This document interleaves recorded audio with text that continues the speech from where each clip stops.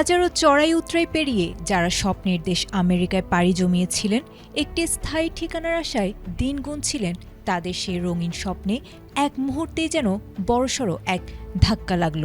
আইনি পথে হেঁটেও হুট করে যেন এক অনিশ্চিত গোলকধাঁধায় পড়ে গেছেন লাখ লাখ বিদেশি নাগরিক। ওয়াশিংটনের নেয়া সাম্প্রতিক একটি সিদ্ধান্ত রাতারাতি বদলে দিয়েছে বছরের পর বছর ধরে চলে আসা এক চিরচেনা নিয়মকে, যা প্রবাসীদের যাপনচিত্রকে আমূল পাল্টে দিতে বাধ্য করেছে।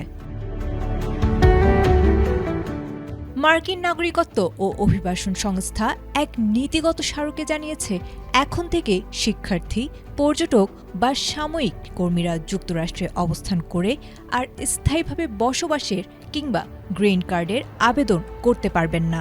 বিশেষ কিছু মানবিক পরিস্থিতি ছাড়া অ্যাডজাস্টমেন্ট অফ স্ট্যাটাসের এই সুযোগটি পুরোপুরি বন্ধ করে দেওয়া হয়েছে। ফলে বৈধভাবে যুক্তরাষ্ট্রে থাকা সত্ত্বেও গ্রিন কার্ডের পুরো প্রক্রিয়া সম্পন্ন করতে আবেদনকারীদের বাধ্যতামূলকভাবে নিজ দেশে ফিরে আসতে হবে এবং সেখানকার মার্কিন দূতাবাস বা কনসুলেটের মুখোমুখি হতে হবে। উন্নত প্রযুক্তি এবং অভিজ্ঞ চিকিৎসক দলের নিরলস প্রচেষ্টায় আমরা আছি আপনার পাশে। ডেল্টা হাসপাতাল।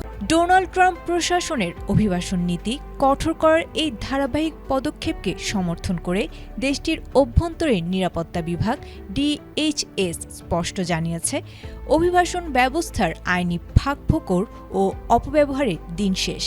তবে এই কঠোর নীতির তীব্র সমালোচনা করেছে মানবাধিকার ও অভিবাসী অধিকার রক্ষা বিষয়ক আন্তর্জাতিক সংগঠনগুলো। এদিকে হায়াসের মতো সংস্থাগুলো সতর্ক করেছে, এর ফলে পাচারের শিকার ব্যক্তি, নির্যাতিত নারী ও শিশুরা চরম ঝুঁকিতে পড়বে, যাদের জীবন বাঁচাতে একসময় নিজ দেশ ছেড়ে পালাতে হয়েছিল। ক্যাটো ইনস্টিটিউটের তথ্যমতে বর্তমানে 10 লাখের বেশি বৈধ অভিবাসীর গ্রিন কার্ড আবেদন প্রক্রিয়াধীন। সাবেক USCIS কর্মকর্তাদের মতে, এই আকস্মিক নীতি পরিবর্তনের ফলে হাজার হাজার পরিবার ও মার্কিন নিয়োগকর্তারা চরম বিপাকে পড়বেন। একদিকে প্রশাসন যখন একে দীর্ঘমেয়াদী জোট কমানোর ন্যায্য উপায় বলছে, অন্যদিকে বিশেষজ্ঞরা একে দেখছেন বৈধ অভিবাসনকে সুকৌশলে সংকুচিত করার একটি আগ্রাসী প্রয়াস হিসেবে। আয়েশা আক্তার, ATN বাংলা।